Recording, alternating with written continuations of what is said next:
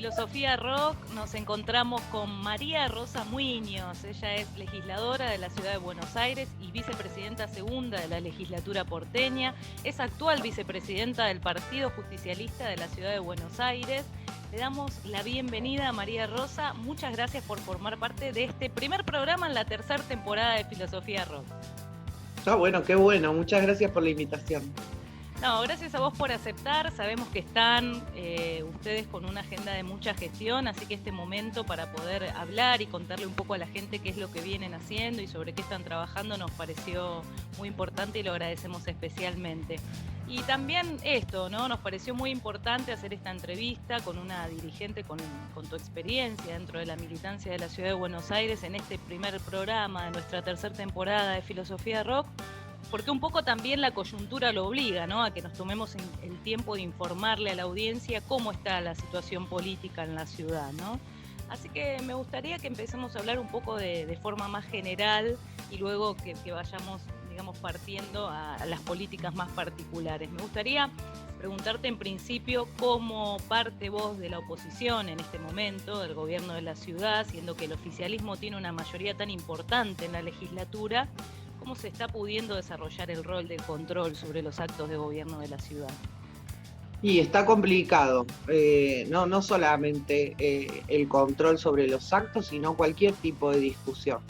Venimos con un año de arrastre desde el año pasado, desde la pandemia, donde al principio pudimos ponernos de acuerdo en cuanto a las medidas de cuidado, contrariamente a lo que hace Cambiemos a nivel nacional, que todo el tiempo estuvo cuestionando la forma de desarrollar la actividad parlamentaria, tanto en la Cámara de Diputados como en la de Senadores, en la ciudad, donde son oficialistas. Nosotros como opositores tuvimos todo el tiempo una actitud colaborativa, entendiendo que era necesario mantener el funcionamiento del Parlamento, no solamente para dar fe de los actos de gobierno, de las medidas del Ejecutivo, de las medidas para fortalecer el sistema de salud, el sistema educativo. Bueno, eso era lo que nosotros esperábamos, ¿no? Incluso los decretos de necesidad y urgencia emitidos por Horacio Rodríguez Larreta en concordancia con los emitidos nacionalmente, las restricciones, la cuarentena, un montón de temas. Y la verdad es que pudimos funcionar con algún cierto grado de normalidad. Incorporamos un montón de medios telemáticos de trabajo. En principio trasladamos el funcionamiento del recinto al Salón Dorado para que pudiéramos entrar los 60 legisladores y después empezamos a funcionar en una forma más restringida. Estamos en el recinto solamente las autoridades de la casa y los presidentes de bloque, y los demás legisladores y legisladoras sesionan desde sus despachos, en algún momento desde sus casas. Yo entiendo que dada la gravedad de la situación con esta segunda ola, nosotros vamos a tener sesión recién la semana próxima, estamos sesionando cada 15 días en esta etapa. Calculo que la restricción va a ser un poco mayor, ¿sí? Que vamos a permitir que los legisladores puedan volver a sesionar desde sus casas. Para eso tenemos métodos de control, tenemos una huella digital que certifica que el legislador que está hablando, que está votando, es la persona que dice que es, efectivamente. Solamente se activa el sistema con ese lector de huellas.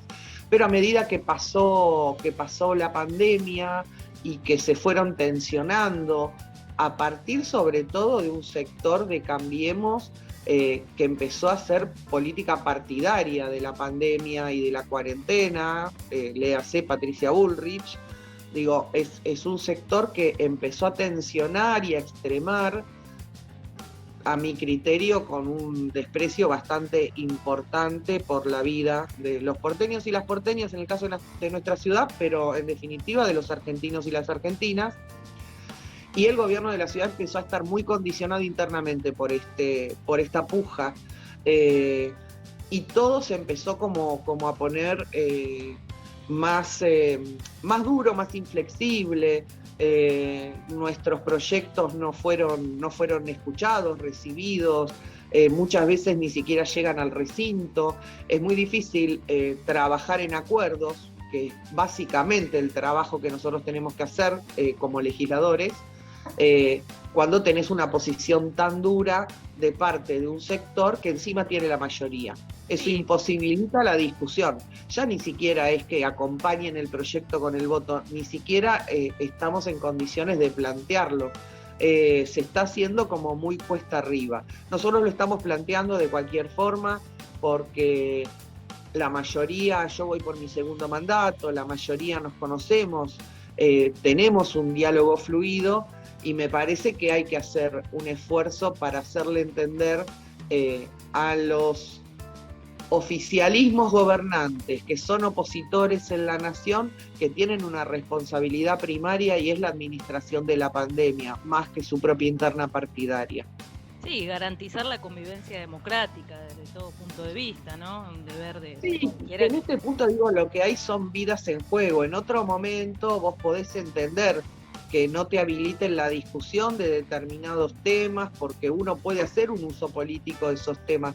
En estos momentos donde lo que está en juego claramente es la vida, no se pueden dar el lujo de jugar con estas cosas si tienen una responsabilidad de gobierno. Hay determinados políticos partidarios de cualquier partido que pueden darse ese lujo porque no tienen responsabilidad de gobierno. Bueno, no es el caso de la ciudad de Buenos Aires, que la gobiernan hace 14 años. En este sentido, más allá de además lo que informaron, que también el bloque de la legislatura que vos representás desde tu arco político lo ha repudiado a través de un comunicado, me interesaría avanzar en cómo eso después se plasma en la acción, ¿no? Entonces mi pregunta es, ¿el oficialismo presentó algún informe sobre la cantidad de vacunas que se están dando y con qué destino fueron entregadas a instituciones privadas de salud? No, y eso es lo que más llama la atención. Ellos hacen una bandera de la transparencia, tienen un ministro de salud que comunica muy bien, que gestiona muy bien y que comunica muy bien. Eso no quita de que se han negado sistemáticamente a aprobar nuestros pedidos de informe, a llevar al ministro al recinto a explicarnos, a darnos medio informe de cómo fue la administración y cómo es la administración de las vacunas. Solamente hablan en los medios, y lo que hablan en los medios es bastante sesgado y bastante pobre, ¿no? Salir a decir que se le dio determinada cantidad de vacunas al sector privado, porque esta era la mecánica de vacunación corriente desde toda la vida, la verdad es que no tiene lógica en el medio de una pandemia. No estamos hablando de un ciclo de vacunación común, de la Sabin, estamos hablando de una vacunación de emergencia con vacunas que escasean, donde sabemos que en todos los distritos se ha dado una suerte de ver cómo podemos trampear al sistema para vacunarnos, y es entendible porque la gente está asustada, la gente tiene temor, todo el mundo dice a mí no me va a llegar, porque también vos tenés una oposición que todas las semanas, junto con los medios concentrados de comunicación, te está diciendo las vacunas se terminan. Mañana no hay más vacunas, el jueves no hay más vacunas, el viernes no hay más vacunas, y después te piden calma. Entonces, no hay un sistema que esté trabajando colaborativamente para llevar calma y responsabilidad al mismo tiempo. Hay un rol del Estado que es muy importante, obviamente es responsabilidad del gobierno nacional. Después hay un rol de los gobiernos provinciales y distritales, en este caso el gobierno de la Ciudad de Buenos Aires, y después está la responsabilidad individual de cada ciudadano y ciudadana. Este virus tiene esas características, implica no solamente la responsabilidad del gobierno, sino también la responsabilidad individual. María Rosa, yo quería, mira, ahora que lo dijiste acerca del sistema de vacunación que está aplicando Cava, y esto que decían, que todos los años vacunamos así, dándoles también a entidades privadas, bueno, y lo que vos dijiste, no es lo mismo ahora porque estamos en una pandemia, porque hay una vacuna que es escasa, porque las prioridades tienen que estar organizadas de acuerdo a los grupos de riesgo. Yo lo que la verdad, el otro día estaba viendo, en la Ciudad de Buenos Aires hay alrededor de 3 millones de personas, ¿no? Si uno va a la turnera pública, digamos, si uno va a una turnera pública según las prioridades que dé el Estado de la Ciudad de Buenos Aires, el Estado de la Gobernación de Buenos Aires. uno está, no vamos a llevar al lado de la competencia porque eso es algo muy feo, pero uno está de repente en un grupo de 3 millones de personas. Si uno es de repente, paga un arancel en el hospital italiano, son 80.000 asociados que tiene. Entonces uno se está salteando millones de personas y está teniendo una prioridad porque está pagando por un arancel por ser parte de eso. ¿Eso no es estructuralmente corrupto? Yo entiendo que es incorrecto. El ministro da una serie de explicaciones que pueden sonar lógicas, pero para saber cómo es de verdad el sistema, cómo diseñó el sistema, nosotros necesitamos un informe más completo. Lo que sabemos es lo que sabemos por los medios, por sus declaraciones en los medios, donde dice, sí, yo le entrego determinada cantidad al hospital italiano, ¿basado en qué? En la cantidad de personal de salud que tiene el hospital italiano, y cuando entra la vacunación de mayores de 80, le doy por la cantidad de afiliados mayores de 80 que tiene. Entonces me cubre una parte. Uno podría suponer que eso es eficiente. Si al mismo tiempo todos los demás sistemas están haciendo lo mismo.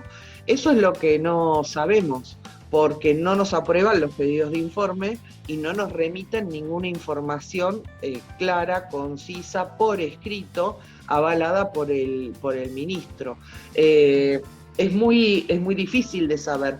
No somos 3 millones en la ciudad de Buenos Aires, vivimos 3 millones, pero hay otros 3 millones en tránsito. Muchos pasan todo el día en la ciudad de Buenos Aires y duermen por ahí en la provincia de Buenos Aires, en el conurbano, pero su actividad la desarrollan dentro de la ciudad. Por lo tanto, su lugar de vacunación también tiene que ser la ciudad, porque no pueden de noche vacunarse, ¿sí? Claro. Y aparte porque seguramente tienen una obra social que tiene sede en la ciudad de Buenos Aires o una prepaga por la que abonan. Digo, no es gratis esta fantasía de que el que viene del conurbano le saca las cosas al porteño. No, aporta y mucho. Aporta porque viene con trabajo, paga impuestos, consume dentro de la ciudad si está todo el día. Entonces vos tenés una población la más envejecida de todo el país, por eso necesitas mayor cantidad de vacunas. La ciudad es la que tiene, claro, la ciudad es la que tiene la población de mayor edad, la mayor cantidad de población de mayor edad, y también es la que tiene la mayor cantidad de personal de salud, tanto público como privado. Por eso es difícil de mensurar. Y cuando vos no concentrás el servicio, sino que lo desarmás y decís, le voy a dar a estos hospitales que son de las colectividades, a este otro servicio de salud, que vaya a saber que cuando no te aclaran los números es cuando se torna todo medio dudoso. Le recordamos a la audiencia que estamos en comunicación con María Rosa Muiños, legisladora de la Ciudad de Buenos Aires y vicepresidenta segunda de la legislatura porteña. María Rosa, en relación a esto que estamos hablando, también hay muchos votantes del Frente de Todos en la Ciudad de Buenos Aires que con esto que vos recién mencionabas, esta cercanía, ¿no?, con otros sectores, por ejemplo con la provincia de Buenos Aires, ven que el proceso de vacunación se desarrolló más fluidamente en otros distritos, la campaña es distinta y se sienten un poco frustrados de que en la ciudad esto no está ocurriendo. Bueno, quería preguntarte qué tipo de demanda se puede articular o ven que se haya articulado con el gobierno nacional para si hay alguna forma de presionar a hacer más fluido este proceso, una incorporación ahora de PAMI. Sí, eso te iba a señalar justamente, creo que esa fue la novedad, el ofrecimiento de la titular del PAMI, de usar los vacunatorios de PAMI. La verdad es que eso debería haber sido un recurso tomado desde el primer momento por la Ciudad de Buenos Aires, justamente tomando en cuenta esto, ¿no?, que tenemos la mayor cantidad de población envejecida. Entonces el PAMI siempre es un recurso en la Ciudad de Buenos Aires. Entiendo que ahora se va a empezar y eso va a estar muy bien. De cualquier forma estamos, entiendo yo, por lo que salió en los medios, terminando con la vacunación de mayores de 70 y empezando a vacunar a los mayores de 60.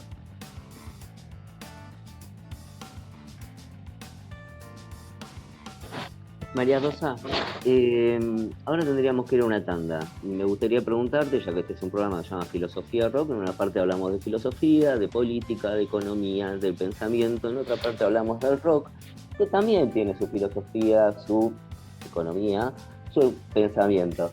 ¿Escuchás música? ¿Qué música te gusta escuchar? ¿Qué te gustaría escuchar para ir a una tanda? No sé, somos muy eclécticos en casa.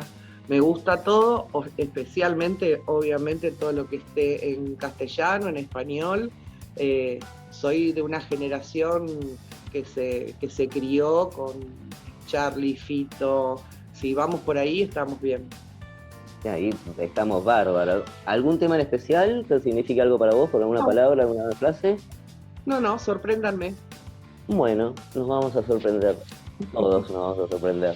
Vamos a una tanda y ya volvemos. Bueno, y seguimos en Filosofía Rock, esto es Radio Caput y acabamos de escuchar Desarma y Sangra de Charly García en su versión del Luna Park de 1982, que es un vivo espectacular.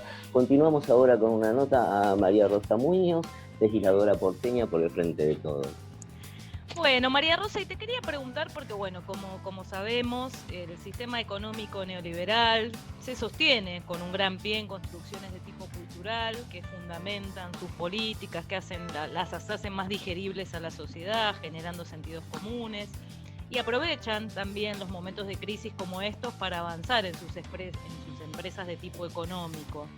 Es el caso de las privatizaciones de los espacios públicos. Me gustaría que hablemos un poco de ese tema Costa Salguero, lo que está pasando también es muy preocupante en Parque Sarmiento y en el auditorio del Parque Centenario. Y si querés mencionar algún otro caso menos conocido que nos puedas referir sobre esto, ¿no? Casos en los que el capital privado avance sobre las condiciones de vida de los habitantes de la ciudad de Buenos Aires. Sí, bueno, me parece que son dos cosas diferentes que coinciden en la época, ¿no? Por un lado, hay como una necesidad de salir a buscar recursos de parte del gobierno de la ciudad, como si no lo tuviera. Recordemos que tiene aprobado un presupuesto de 600 millones para el 2021. Pero con el cuento de la quita de la coparticipación, 600.000 millones, me había olvidado el 1.000, salió a aumentar el ABL, las multas, el acarreo, la BTV, espero no olvidarme de nada, el peaje, todo casi en un 100%, todo aumentó casi en un 100%. En ese afán recaudatorio, que no sabemos específicamente dónde se está gastando, en qué se está erogando, porque no nos surge la baja del presupuesto en educación, la baja del presupuesto de salud, o sea que los servicios esenciales, y más en una pandemia, ahí no están. Lo que nosotros estamos viendo es que empezaron con esta cuestión de empezar a cobrar a través de Ticketek determinados shows en los espacios públicos. No es algo que esté prohibido, de hecho el Ejecutivo puede hacer esto, eso no quita que esté bien, ¿sí? También presentamos de hecho pedidos de informe para que el Ejecutivo nos explique esta situación, pensando de alguna forma que era algún recurso que había establecido el ministro de Cultura para paliar la situación de los tantos de cientos y miles artistas, trabajadores de la cultura que vieron afectados sus ingresos durante el año de pandemia. Todos sabemos que el lugar de menor riesgo de contagio es el aire libre, entonces tendría una lógica que alguien que está gobernando la ciudad desde hace 14 años tuviera alguna preocupación y alguna acción de gobierno para poder sostener todo un sector de servicios que la está pasando mal. Y para el que no ha tenido políticas durante todo el año de pandemia, ni de subsidios, ni de ninguna cosa parecida. Nos pasó lo mismo que con el sistema de vacunación de la Ciudad de Buenos Aires. No pasaron los pedidos de informe, así que no tenemos respuesta. Y cuando no tenemos respuesta, lo que está en duda es justamente la transparencia del proceso. Por eso nosotros suponemos que tiene que ver más con la recaudación que con tratar de paliar una situación que es la de los trabajadores de la cultura. Claro, porque esa idea está muy buena, si se recauda, pero se recauda para dar subsidios o para mantener, bueno, este sector que durante todo este año estuvo tan apaleado porque no pudo trabajar, eso lo justifica dentro de todo, pero parece que la Reta tiene un trabajo de intendente, no de gobernador, ¿no? De fomentar o de dar estos subsidios o estas cosas que parecen que son más tareas de gobernadores, pero que acá lo hace la nación, pero no lo hace el jefe de gobierno. No. El Ejecutivo de la ciudad tuvo algunas políticas paliativas para algunos sectores que fueron pocas, tardes y breves. Por ejemplo, la exhibición de ingresos brutos para el sector gastronómico duró un par de meses y se terminó en noviembre del año pasado. Y tampoco está contemplando reanudarla ahora que se está charlando restricción de la circulación. Yo no sé, todavía no sabemos cuáles son las medidas que va a tomar el jefe de gobierno, pero cuando vos desde el gobierno nacional estás planteando, en acuerdo con los gobernadores y con el jefe de gobierno, que la situación de la segunda ola es de una extrema gravedad, naturalmente las actividades de esparcimiento van a disminuir, con lo cual los sectores se van a ver afectados. Entonces vos tenés obligación de pensar una política paliativa mínimamente. María Rosa, y con esta situación que hay dos puntos que me parece destacar de lo que acabas de responder. En principio, la cuestión de los espacios libres, esto de que la ciudad de Buenos Aires un poco le da la espalda al río, y esta argumentación que está dando el gobierno de que lo que se busca con el tema de Costa Salguero, por ejemplo, es una mejora y que los vecinos y vecinas puedan acceder mejor, y entonces con ese discurso están pensando en generar esas modificaciones. Quiero saber qué tan cierto es, cómo es el proyecto, cuáles son las discusiones que se generaron, si es que se generaron discusiones en relación a ese tema. Esa sería la primera pregunta. Sí, Costa Salguero se suma a otras iniciativas que tienen que ver con convenios urbanísticos que el gobierno de la ciudad estuvo planteando ya desde el año pasado con el objeto de recaudar. Algunos convenios urbanísticos directamente se plantearon de esa forma, era a cambio de una erogación en efectivo, con lo cual te das cuenta de la seriedad de los proyectos presentados. En Costa Salguero había un proyecto que era el de Distrito Joven, que planteaba el armado de todo un sector para el esparcimiento juvenil en la nocturnidad, como un corredor que contemplaba espacios públicos, que hacía concesiones, perdón, me apareció una cosa en la pantalla, y que al mismo tiempo tenía una responsabilidad del Estado muy, muy marcada dentro del proyecto con un corredor sanitario, ¿sí? Pensando en toda la prevención de los peligros que puede traer la nocturnidad, las actividades nocturnas juveniles. De la noche a la mañana presentaron este proyecto para la venta de las tierras públicas de ese sector y hay varias discusiones ahí. Una es que la sacaron entre gallos y medianoche, última sesión del año, con 31 votos, entendiendo que esas tierras son de dominio privado. Nosotros entendemos que no, básicamente porque más allá de lo que figura en la procuración de la ciudad, son tierras costeras y la Constitución dice que toda la ribera es de dominio público. Y en el medio, y por la pandemia, hicimos una reforma de la Ley 6, que es la de las audiencias públicas, haciendo que las audiencias públicas pudieran desarrollarse en forma mixta, tanto presencial como virtual, entendiendo que todas las leyes de segunda lectura no iban a poder ser aprobadas sin el requisito fundamental de la audiencia y que las audiencias no iban a poder realizarse en pandemia justamente para no generar ámbitos donde la gente se juntara masivamente en forma presencial. La primera audiencia pública hecha en la virtualidad fue la de Costa Salguero, hubo más de 7.000 inscriptos. Siempre también es histórico que los que realmente después se presentan en la audiencia es un número significativamente menor, cuando eran presenciales también era así, y más de 2.000 personas se presentaron en la audiencia a manifestarse en contra del proyecto de Costa Salguero. Esto es la venta de tierras públicas para construir torres en una zona que no solamente es parque costero, que es parte de la ribera, sino que también es lindante con el aeroparque, digamos, donde no se hicieron estudios técnicos de factibilidad para la instalación de esto, y básicamente en una ciudad que demostró en el medio de la pandemia que tiene una insuficiencia de espacios verdes. Todos los vecinos que viven hacinados no tienen a dónde ir en una situación por la que estamos viviendo, en una situación sanitaria como la que estamos viviendo. Eso nosotros ya lo sabíamos, lo venimos diciendo hace un montón de tiempo, pero la pandemia creo que lo visibilizó a mucha más cantidad de gente.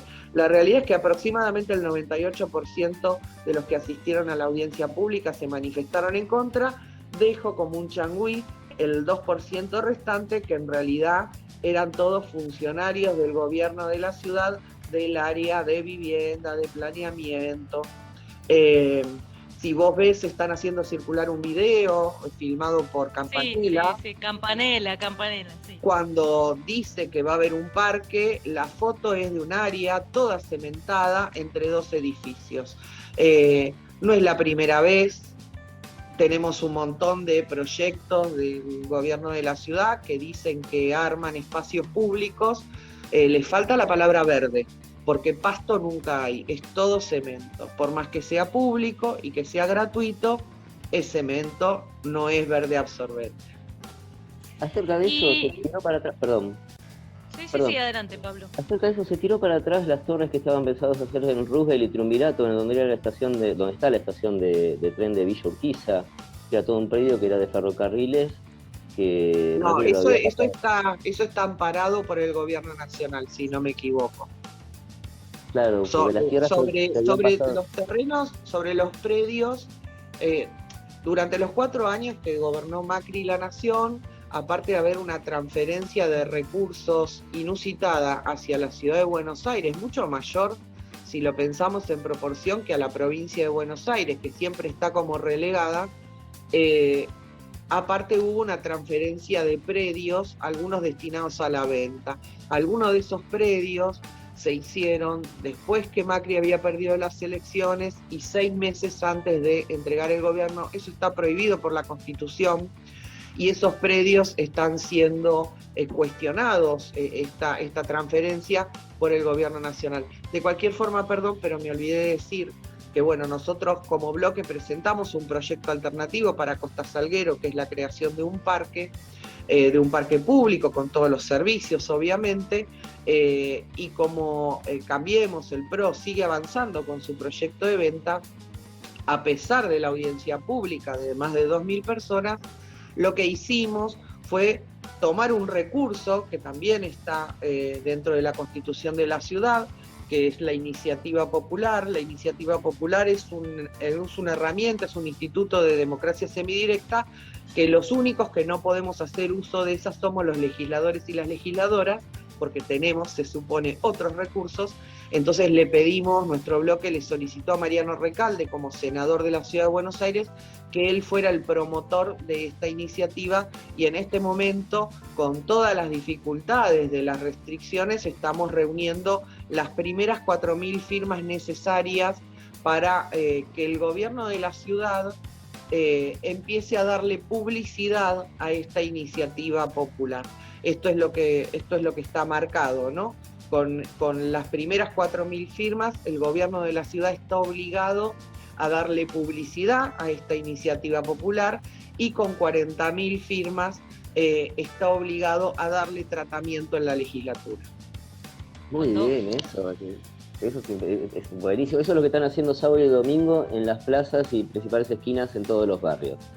Sí, empezamos con mucho ímpetu y la verdad es que nos parece que el tema es muy importante, no solamente porque nos importa Costa Salguero y queremos el parque ahí, sino que también eso ayuda a visibilizar cuál es la política contraria de Horacio Rodríguez Larreta en la ciudad, pero estamos en una situación donde lo prioritario es la salud, cuidarnos y cuidar al resto de los porteños y porteñas, así que vamos a bajar un poco la intensidad de esto, estamos poniendo mesas en las puertas de nuestros locales que siguen abiertos porque están atendiendo el tema de la alimentación para la gente que tiene que quedarse en su casa, digamos, estamos haciendo actividades de pandemia, de asistencia, y dejamos una mesa con las planillas para que el que quiera se acerque y firme, pero no estamos saliendo masivamente.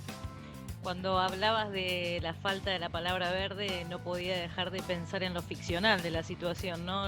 Al mejor estilo de Isaac Asimov en Las bóvedas de acero, ¿no? Esta situación de que el cemento empieza a cubrirnos de lleno. Pero hay un segundo punto en lo que vos articulabas en tu respuesta, María Rosa, que no quiero dejar pasar desapercibido y que preocupa mucho, y es que el gobierno de la Ciudad de Buenos Aires, en una de sus quejas por este conflicto de los fondos coparticipables, ¿no?, dijo que esta merma de eso iba a tener una incidencia, por ejemplo, en la inversión de infraestructura escolar. Sí. Mi pregunta es, ¿esa inversión de la que hablan existe? ¿Se construyen escuelas o no? Te pregunto, ¿sabes por qué? Porque lo pregunto en función de que uno ve año a año que siempre el tema de la noticia del faltante de vacantes siempre es constante, ¿no? Entonces, bueno, preguntarte cómo está ese tema en cuanto a la educación en la ciudad. No, a ver, es un tema que nos preocupa, no solamente globalmente, sino que muchos de nosotros somos mamás y papás de chicos escolarizados. En esta pandemia es de gran preocupación que durante todo el año pasado el gobierno de la ciudad no haya trabajado activamente para adaptar las escuelas, las aulas a la presencialidad, ¿no? En junio del año pasado las escuelas se cerraron, en marzo cerraron la presencialidad y empezaron un proceso en la virtualidad con total desconocimiento. Digamos, los docentes se cargaron un proceso solos, muchos de ellos poniendo sus teléfonos, su crédito, aprendiendo a usar el Zoom, algo con lo que nunca habían tenido la necesidad de hacer eso y sin recibir instrucciones del Ministerio de Educación. Pero nunca dejaron de dar clase, con todas las dificultades que implica la virtualidad, y ustedes lo saben muy bien. Todo lo estresante que es armar una clase con pibes que tampoco por ahí tienen también la familia atrás, no están en un aula, te pasa el perro. Digo, hay un montón de situaciones inmanejables y también, hay que decirlo, distribuyeron los alimentos, porque las concesionarias de los colegios que daban las viandas no las repartían. Fueron los docentes y los no docentes de cada escuela los que también se cargaron esa tarea y en forma presencial. En junio aproximadamente la ministra de Educación salió a decir que habían contabilizado una cantidad de pibes que no habían tenido contacto con la escuela de alguna forma, o virtual o presencial o lo que fuere, pero nunca desarrollaron ninguna estrategia para paliar eso. Empezaron en septiembre a buscar a los chicos casa por casa, rechazaron las computadoras que le ofreció el Ministerio de Educación de la Nación para el tema de la conectividad. Nosotros conseguimos unas tarjetas del ENACOM y en algún que otro distrito los supervisores fueron de alguna forma, no sé cómo decirlo, fueron sumariados por ese hecho. En todo ese proceso nunca nos dieron a conocer un plan de adecuación, ni de infraestructura, ni de contenidos, ni nada. O sea, porque los contenidos del 2020 hay que recuperarlos. Por más ducha que fuera una maestra con el tema del Zoom y la virtualidad, no es lo mismo la cantidad y la calidad de los contenidos que vos podés impartir en clase presencial que en clase virtual.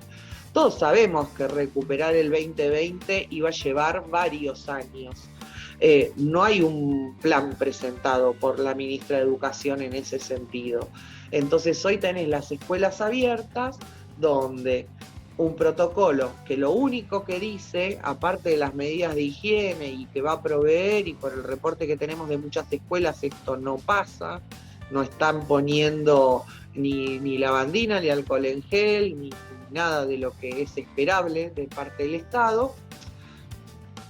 Sí hay ciertas condiciones. Por ejemplo, si yo defino que me puedo quedar en mi casa, entonces mi hijo o mi hija se pueden quedar conmigo y yo prefiero resguardar la salud y que no vaya presencialmente a la escuela y que haga sus clases vía Zoom, el gobierno dispuso que yo pierda la vacante, obligándome a tomar una decisión de la salud o la educación, que es una decisión ficticia, obviamente, porque mi hija cursó todo el 2020 en virtualidad pandémica y tenía clase todos los días a las 7:30 de la mañana. Digo, las clases las tuvo, los contenidos se impartieron, tenía tarea, y hoy pasa lo mismo. Hoy tiene clase, va 2 veces por semana, 1 vez por semana esta semana porque todos los docentes tienen COVID. Y tiene tarea y tiene carga.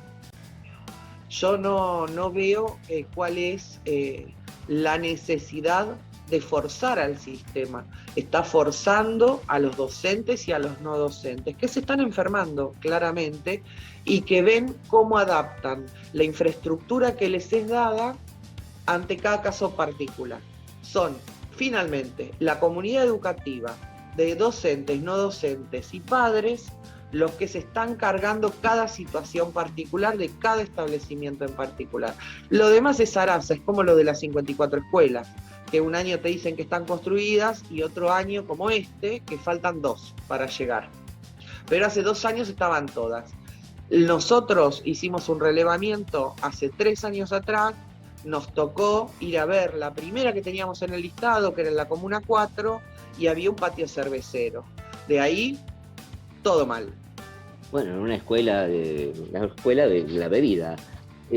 Vos sabés que nos estaba contando esto, justo nosotros estamos aislados en casa porque el viernes pasado mi nene fue al colegio, el lunes un compañerito le informó que el papá tenía síntomas, había hisopado, el compañerito también tenía síntomas, el martes le dio positivo al papá, así que se aisló a toda la burbuja y la escuela le comunicó esto por mail a los alumnos, no a los padres, sí. A los alumnos. Mira, yo recién, yo también ahora estoy en casa, pero venía de la legislatura, pasé por la puerta de un colegio emblemático acá de San Telmo, y había por lo menos 4 burbujas juntas en la puerta del colegio charlando, uno al ladito del otro. La burbuja es burbuja si vos podés controlar desde que sale de tu casa el desarrollo dentro del establecimiento escolar y la vuelta. Esto es el transporte y que los pibes tengan claridad de que no se pueden mezclar entre burbujas. Si esto no existe, la burbuja está rota siempre. Si hay docentes que le dan clase a 3 burbujas, ya no hay burbuja. Esto es una mentira. Cuando se cuenta, claro, se pincha una burbuja. Si uno sale de una burbuja para entrar a otra, ya se pincharon las burbujas. Sí, y tenemos el reporte que es incontrolable si desde el ministerio no se baja una línea clara, ¿no? Los chicos terminan la clase, el otro día salió que la ministra estaba pensando flexibilizar los protocolos, por ejemplo, que comieran juntos. La verdad es que no tiene sentido en el medio de un brote nuevo de cepas nuevas que son mucho más furiosas, más virales que la anterior. Muy preocupante. María Rosa Muiños, se nos termina el programa, ya nos quedan pocos minutitos. Me quedan un montón de preguntas realmente por hacerte porque hay tantos temas para hablar sobre las políticas en la Ciudad de Buenos Aires. Pero quería también preguntarte algo menos coyuntural y que está en relación a tu rol partidario en la Ciudad de Buenos Aires. Preguntarte cuál crees que es hoy por hoy el rol del peronismo en la ciudad, cómo lo ves, como para lograr constituir un gobierno en la Ciudad de Buenos Aires, si crees que eso se está desarrollando, si está germinando, si está en otro momento, en un momento mejor, en un momento peor en relación a unos años. Y también para complementar un poco la pregunta, en un contexto como el que estamos viviendo, ¿no? Donde tenemos que poner en primer plano conceptos como los de comunidad y solidaridad, que son tan importantes en el movimiento peronista. También preguntarte cómo ves el rol de la Iglesia bajo la conducción del Papa Francisco en esa necesidad, si ayudan o no esos conceptos como nadie se salva solo y los que se desarrolla para lograr eso. A ver, yo creo que estamos mejor que lo que estábamos hace un par de años, porque hace bastante que venimos trabajando esto. Yo te diría que desde antes del 2015, ¿sí? Cuando veíamos que en algún momento existió la posibilidad cierta de que un espacio como el de Mauricio Macri, con las políticas que había tenido en la Ciudad de Buenos Aires, se hiciera cargo de la nación, muchos empezamos como a asustarnos primero, a preocuparnos y después a ocuparnos. Y finalmente cuando pasó, y en el 2015 perdimos el gobierno nacional, creo que fuimos confluyendo muchos en la necesidad de dejar atrás algunas diferencias que a la vista hoy eran menores, ¿sí? Muchas son de cartel francés, alguna que otra por ahí es más importante, pero que nosotros necesitamos un ámbito de donde discutirlas hacia adentro, obviamente, y saldarlas finalmente, para poder tener claridad y construir un discurso que le llegue a la mayoría de los porteños y las porteñas. Yo entiendo que todavía esa etapa no la completamos, que es una parte importante esto de haber podido finalmente reinstitucionalizar el partido. Esto es algo que venimos discutiendo y charlando y planificando hace algunos años. Tuvimos algunos reveses judiciales y después, como bien dijiste, la pandemia y todo se fue alargando. Yo soy parte de la gestión anterior del Partido Justicialista, de hecho era la vicepresidenta del Congreso, con Mariano presidente del Congreso. No era nuestra voluntad, digamos, alargar los tiempos de esta forma, se fue dando de esta manera, pero me parece también que, lo recordaba el otro día Mariano, y yo no lo tenía tan presente, fuimos haciendo un camino desde ese Congreso del PJ hasta llegar al Consejo Metropolitano.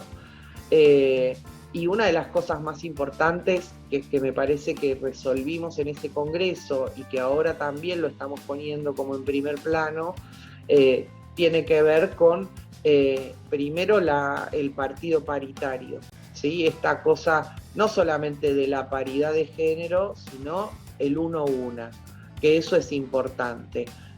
Por ahí no es hoy todo lo representativo que debería ser, pero sí es un camino. Y son los primeros pasos de un camino. Por eso también en nuestra primera reunión de Consejo Metropolitano, lo primero que expusimos al resto de los consejeros y lo llevamos a votación fue la implementación de la ley Micaela. Nosotros entendemos también que por eso, porque sí, claramente justamente la representación impacta luego en todos los abordajes de las temáticas, como las violencias de géneros y todas las temáticas que claramente repercuten en todas las temáticas, porque por ahí a veces nos detenemos en lo que es más específico, que es lo que tiene más gravedad, ¿no? Que a las mujeres nos matan, claramente, pero si vos después podés pensar la ciudad con una mirada de mujer. Y para eso tenés que tener mujeres y varones que tengan el oído preparado y la cabeza preparada para esos planteos, y no siempre pasa. Nosotros podemos trabajar el planeamiento desde una mirada femenina, ¿sí? Desde una mirada feminista. Hay diseños de ciudades pensados para mujeres, como hay ciudades pensadas en contra de las mujeres. Todo el tema de seguridad, la iluminación, también pensar una ciudad amigable con los discapacitados. Me parece que las mujeres tenemos una mirada no solamente diferente por lo formativo, sino por nuestra experiencia de vida y por haber sido considerada mucho tiempo como una minoría. A pesar de que numéricamente no lo somos, podemos igualarnos con otros colectivos que están tratados como minoría. El tema de la discapacidad, en los últimos años de mayoría del PRO dentro de la legislatura, aprovecharon para barrer con todas las convenciones de discapacidad en el código urbanístico, en el código de la construcción.